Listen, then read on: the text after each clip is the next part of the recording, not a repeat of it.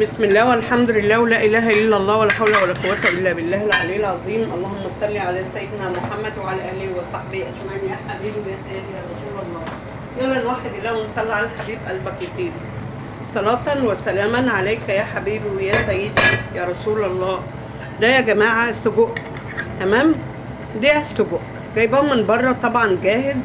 فانا طبعا انا ما عنديش فلفل لان الفلفل غالي، فقطعت عليه بصل، حطيت عليه قرن فلفل، حطيت عليه حبه من الشطه وحبه من الفلفل الاسمر، وشوحته كده بمعلقه الصلصه، نقطه زيت بسيطه لان هو منه فيه.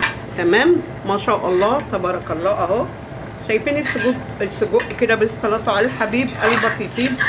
اللهم صل على سيدنا محمد. ومن هنا ندعي الاستاذ عبد القادر اخونا الغالي بالشفاء، ربنا يا رب يشفيه ويعافيه، ويا رب يشفي كل مريض يتألم ولا يتكلم ولا يعلم حاله الا الله.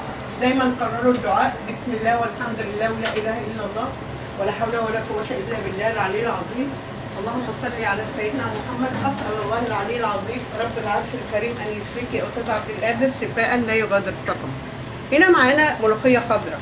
طبعا ابو احمد قال لي ان هو مش هياكل قال لي مش هاكل سجق.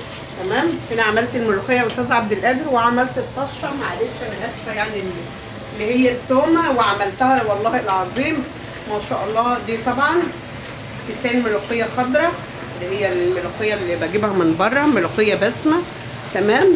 هي كان عندي حبه شوربه طبعا حطيتها في الشوربه، وحطيت عليها معلقه من الطماطم، تمام، وشويه زيت صغيرين، وحمرت التوميه على حبه كزبره، وزي ما انتم شايفين كده بالصلاه على الحبيب.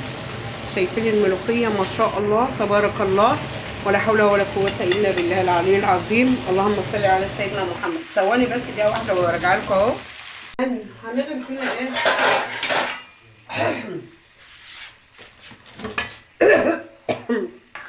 عفوا يا جماعه. شويه ملوخيه صغيرين كده بالصلاه على الحبيب، وحبه سكر بقى. انا حاطه حبه سكر صغيرين خالص. طبعا يا استاذ عبد القادر حضرتك انا عملت الشقه اللي هو الشقه بتاعت الملوخيه. تمام. انا يعني كان محمد نايم وانا لسه مقوماه دلوقتي علشان خاطر ان هو يعمل يصور لي اهو. هوريكم بقى. هنا بقى عندنا العيش اهو. عندي مثلا العيش هنا عيش ناشف بقى واي حاجه. بصوا بقى لقمه بقى بالملوخيه بقى يا جماعه اهو. تعرفوا بقى الملوخيه التقيله ازاي بقى؟ هنعمل بقى ودن القطه كده بالصلاه على الحبيب اهو. شايفين بقى اهي، مش ملوخيه بقى ميه ولا اي حاجه. شايفين اللقمه بالملوخيه بالصلاه على الحبيب طالعه ازاي؟ لان احنا هنا بنحب الملوخيه ما شاء الله كده تخينه. وطبعا السجق عملت اهو ما شاء الله تبارك الله. ربنا يجازيكم الخير، ربنا يستر معاكم كلكم دنيا واخره يا رب يبارك فيكم. واللي ما اشتركش في القناه يشترك عشان يوصلكم كل جديد. اشوفكم كلكم على خير والمره المليون. ربنا يشفيك يا استاذ عبد القادر وربنا يكرمكم. وده غدانا النهارده معاكم، يا رب يعجبكم ونور رضاكم. السلام عليكم ورحمه الله وبركاته.